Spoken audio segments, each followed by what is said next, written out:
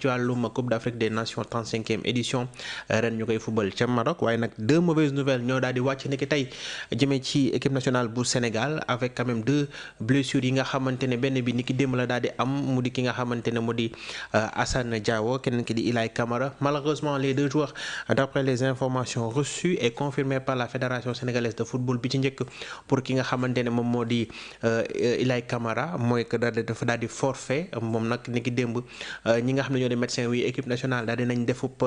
constatation jëmee ci blessure am nag officialisé ne clairement joueur bi du mën a daal di jongante lu toll ci daanaka lu mat ñaari weer loolu nag tax na ba ñu daal di koy libéré ngir mu daal di ñibbi dem faju ci club waaye nag beneen bi nga xamante ni itam daal dinañ koy yëg niki sànq mu métti sénégalais yu bari mooy ki nga xamante ne moo di Assane Diao di football ca Como nekk ca Italie nag la ñu daal di yëg ne daal dinay finalement forfait ci Coupe d'Afrique des Nations la ko waral mooy blessure bi nga xamante ne daal na koy am niki démb ci jongante bi équipe am bi di Como doon football ak AS Roma ginnaaw nag ab gaañu moom amee ci fanweeri simili ak juróom-ñaar ci la daal di génn moom doomi Sénégal nag ci lañu daal di xam ne blessure ba mu daal di amee nag nekkul blessure bu ndaw d'après les informations recueillies par le site d'information Wib Sport ñoo ngi ñuy xamal ne moom mi lay nga xam ne moo di Assane Diao dafa amee lu ñuy wax déchirure musculaire déchirure musculaire moom lañu daal di wax boo xam ne ci wàllum ischio-jambier la ñu ne nag durée d'indisponibilité bi jëm na ci 6 à 8 semaines donc daanaka dina toog juróom-benn jàpp juróom-ñetti semaines yoo xamante ne moom Assane waru ca daal di jongante loolu nag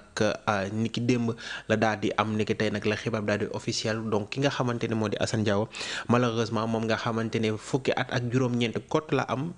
bi waroon nekk jonganteem bu njëkk ak équipe nationale bu Sénégal jëmee ci compétition nag yàlla def na ne naru ca bokk la ko waral mooy blessure bi nga xamante ni niki démb la ko daal di am ci jongante bi clubam doon football nag digganteem ak ki nga xamante ni moo di AS Roma loolu nag daal di relancer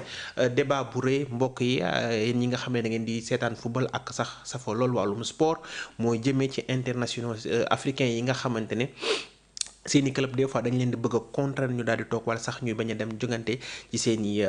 seeni équipe nationale ndax xam ngeen mbir yi Assane Diao loo taxoon sax sénégalais yu bari doon ci wax mooy la nga xamante ni kii di entraîneur am di Cesc Fabregas di doomi Espagne jotoon na koo yëkkati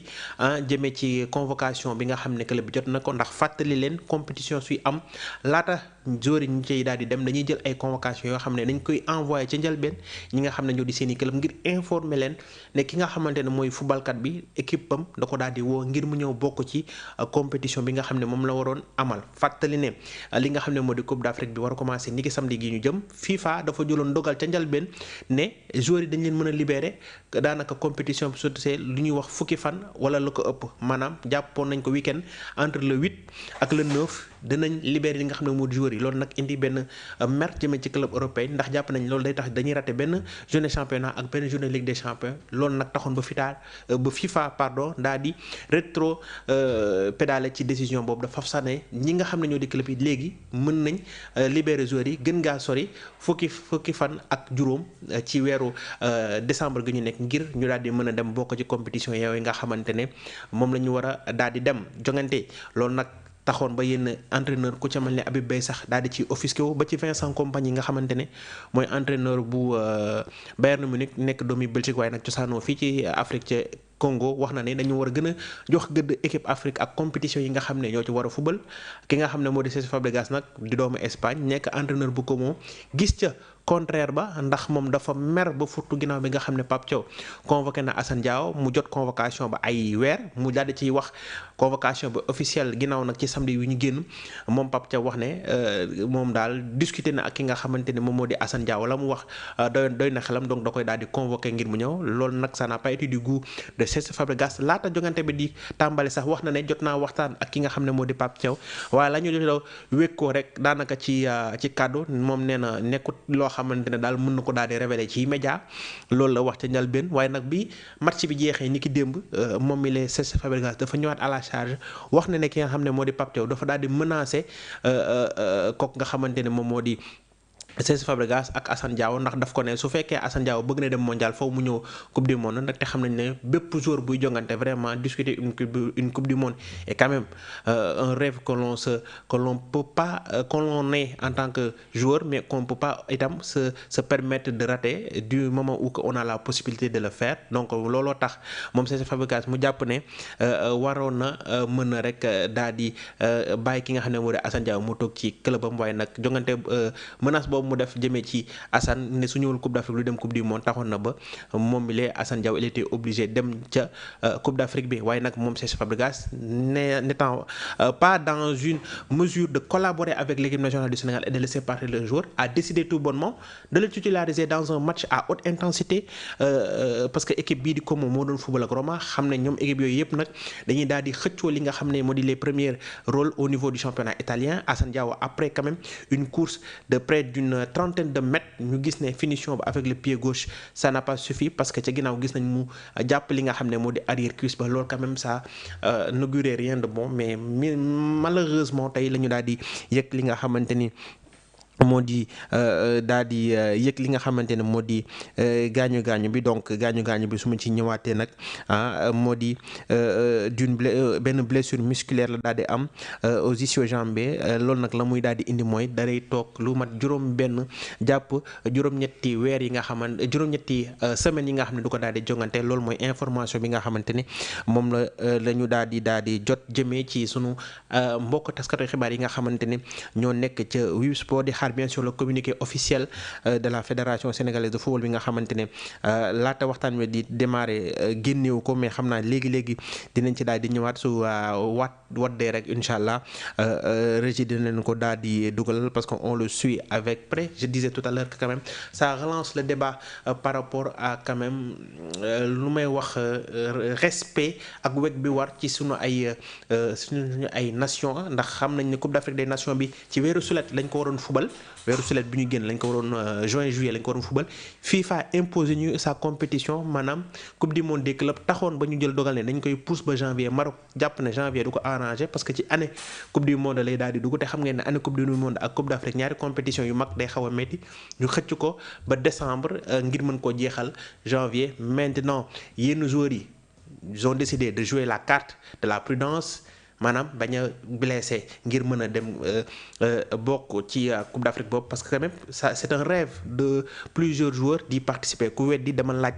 ki nga xamante ne moom moo di Yehvan Diouf ak ñoom Ilay Kamara moom tamit sax malheureusement il n'a pas été ménagé par son club ba tax ba mu blessé forfait Assane Diao forfait maintenant nag Pape Thiaw a des solutions de rechange ndax fàttalu ko ci liste bi nga xamante ne moom la génnee ni ki samedi gi amoon na ay joueurs yi nga xam ne ñoom ñoo nekkoon réserviste bokk na ci ñaar gone ya nga xamante ne mën na ñëw pallier les blessures de Assane Diao moo di bien sûr Ousmane Sow bi nga xamante ne c'est un milieu excentré gaucher boo xamante ne moo ngi fubal fële na la ca Pologne ak ki nga xamante ne moo di Ousseynou Niang nekk ca Union Saint-Gilloise ñoom ce sont les deux profils yi nga xam ne kenn ci ñoom war a ñëw daal di pallier l'absence de ki nga xamante ne moom moo di Assane Diao malheureusement qui ne sera pas à la Coupe d'Afrique une grande perte parce que gana gi nga xamante ne vraiment Sénégalais yu bari am nañ moom ci yaakaar ndax ginnaaw ba mu bàyyee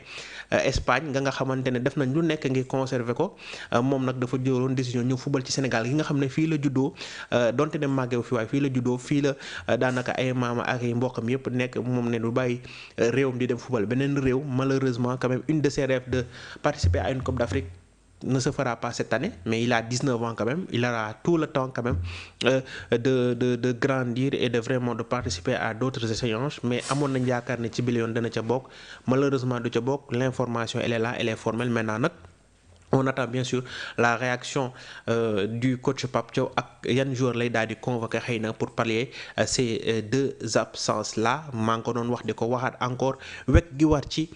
équipe nationale yi nga xam ne yoo nekk fii ci Afrique ndax warul commencer ci compétition bi nga xam ne moom la ñuy daal di jogante avec des conditions quand même difficiles su ma waxee conditions yi difficiles mooy club européen yi imagine tey ku ci mel ni Ibrahima Mbaye Paris Saint-Germain dafa décider conserver ko. parce que Paris Saint-Germain dafa war a fubal benn coupe bu ñuy wax coupe intercontinentale te l'entraîneur nga xamante ne moo di Luis ni ñu koy waxee sax fàttali leen Luis Enrique il a décidé de convoquer ki nga xamante ne moo di Ibrahima Mbaye pour mu dem bokk ci jongante boobu par malheur ñaanuñu ko yàlla mais su fekkee jour bi dara daal na ko fa nag qu'est-ce qu'on va dire alors que date bi FIFA joxe woon ngir ñu libérer jour bi date bi passé na ndax le 15 la woon. Vous imaginez coono boobu maintenant notre front de l'attaque ne sera pas décimé parce que quand même les cadres sont là les joueurs titulaires entre guillemets sont là mais tey se priver de Assane Diao un jeune de 19 ans quand même pétri de talent virevoltant nga xam ne mën a def différence bi tey équipe bi su kale su nekkee ña nga xam ne ñoom la ñuy titulariser suñu kale moom quand il vient il peut faire la différence facilement tey ñu nar le privé d'un joueur de ce talent quand même am na loo xam ne tey dina ko wàññi entre guillemets ci front attaque bi kenn mënu ko daal di weddi ñaanuñu ko yàlla tey Ibrahima Mbaye su demoon football dara dal ko itam ce sera la même chose maintenant ça le débat encore sur weg bi nga xam ne moom moo war par rapport aux nations africaines fii la ñu war a jaaree xeex ko ba faw pour que compétition bépp bi nga xamante ne war nañ cee daal di jëm ñi nga xamante ne ñoo di européens yi au moins ñu mën a delloo ñun cër bi nga xamante ne jox nañ leen ko parce que tey su nekkoon euro moo war a tàmbali mën naa leen waatal ne amul benn joueur boo xamante ne da nga nekk ci club leer na la nga dem war a football euro te ñoom sax bañ ko seen euro bi chaque 4 ans lañ koy football nga war a dem football euro ngay dange di rangi ba nga rey sa bopp ba daw dem ci compétition boobu coupe du monde baa nga ñëw allons voir ci coupe du monde lañ jëm nañu xool ndax joueurs yi nga xam ne ñoom leer na lañ ne dañu dem war nañ ñëw football coupe du monde ndax dinañ rey seen bopp ci seeni club ils ne vont pas le faire d'ailleurs ce sont même les sélectionneurs de ces clubs là yi nga xamante ne ñoom bëgg nañ ndaw yooyu nga xam ne dañu war dem football ci seeni nation te ñooñu bokk ca ils vont les ménager au détriment du club donc pourquoi pas ñun Afrique ñun loolu mënuñu ko xeex ba ñu mën ko am la FIFA aussi qui est quand même resté ni ñu koy waxee sax spectateur de cette situation te moom moo ñu ko teg parce que moom moo taxal suñu compétition et là il veut priver les nations africaines de leurs meilleurs éléments la Côte d'Ivoire Sébastien Haller ñoom barki démb la am blessure ñoom tamit nooyeetuñu te lii ce n'est qu'une infime partie de l'iceberg parce que xëy na am na yeneen équipe xëy na ñun ñooy équipe yu mag yi ñun la ñuy gën a gis suñu jour la ñuy gën a teg bët mais xëy na am na yeneen équipe yi nga xam ne ñoom itam ñoo ngi dund li ni mel parce que tey Coupe d'Afrique bi ñu jëm 24 équipes ñoo cay jongante 24 équipes bul xam ñeneen ñi kan ak kan la ñu mën a la ñu am comme des joueurs phares yoo xam ne dañoo daal di gaañu malheureusement on en parle pas peut-être que Sénégal ak Côte d'Ivoire xëy na ñoom ñoo am un peu plus de visibilité ñoo yor équipe yi gën a mag yi peut-être que loolu tax suñu ay joueurs gën a fësle mais tamit j'en suis sûr qu'il y a d'autres équipes africaines yi nga xam ne ils souffrent de cela et malheureusement mooy li nga xamante ne moo ñi daal te entre guillemets mënuñ ci dara donc l'information elle est là donc xam naa su ma amoon un peu plus de temps peut-être naa tijji antenne bi pour peut-être yéen yi nga xamante ne bëgg ngeen joxe seen xalaat ci wax ci mbir mi donc numéro baa ngi noonu su ci xajee peut-être régie su ci xajee je dis bien su ci xajee peut-être ñu jël un ou deux mais je ne pense pas que dina ci xaj su nekkee am na koo xam ne mu ngi ñuy seetaan rek xëy na bëgg cee indi xalaatam su ci xajee rek soo wootee incha allah ma dugale léegi nga wax li nga xamante ne moom nga xalaat par rapport à cela mais la mauvaise nouvelle elle est là donc Assane Diao malheureusement n'ira pas au mondial donc loolu mooy information bi nga xamante ne moom la ñu jot a daal di jot donc je pense que mën nañ ko daal di yemale fii loolu lañ leen indiloon yéen yi nga xam ne yéen ñu doon teewlu Assane Diao forfait pour la coupe d'Afrique bi nga xam ci lañ jëm en attendant bien sûr la réaction de l'entraîneur ndax fàttali leen ne léegi tey nag am nañ jongante am nañ tàggatoo foofu nga xamante ne moo di ca stade Ablaye Wade boobu nag ce sera à huis clos ëllëg incha allah ci programme bi itam. am nañ beneen tàggatoo boo xam ne benn bi dana nekk à huis clos benn bi itam danañ ko jagleel ñi nga xam ne ñoo di taskatu xibaar li ci mënti am rek xam naa dinañ jotee xibaar yi nga xam ne mu ca daal di tukkee di leen jaajëfal di leen ziar di leen jox dig daje ba beneen jaa ngeen jëf.